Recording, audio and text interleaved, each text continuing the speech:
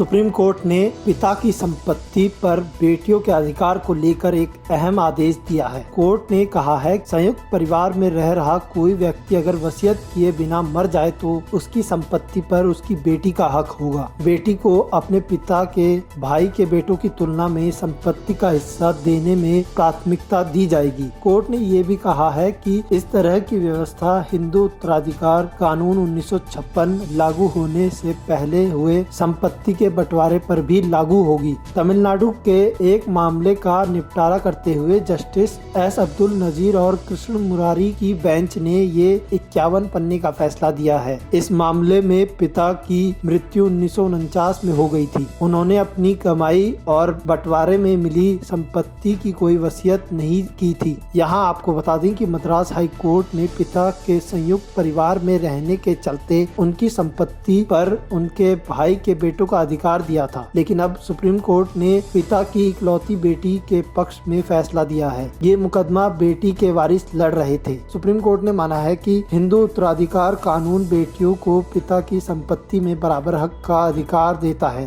Court ने कहा है कि ये कानून लागू होने से पहले की धार्मिक व्यवस्था में भी महिलाओं के संपत्ति अधिकार को मान्यता प्राप्त थी। ये पहले भी कई फैसलों में स्थापित हो चुका है कि अगर किसी व्यक्ति का कोई बेटा ना हो तो भी उसकी संपत्ति उसके भाई के बेटों की बजाय उसकी बेटी को दी जाएगी। ये व्यवस्था उस व्यक्ति की अपनी तरफ से अर्जित संपत्ति के साथ साथ उसे खानदानी बंटवारे में मिली संपत्ति पर भी लागू होती है। सुप्रीम कोर्ट ने इस व्यवस्था का विस्तार अब 1956 से पहले हुए संपत्ति बंटवारे पर भी लागू कर दिया है। इसका असर देश भर की निचली अदालतों में लंबित संपत्ति बंटवारा विवाद के मुकदमों पर पड़ सकता है।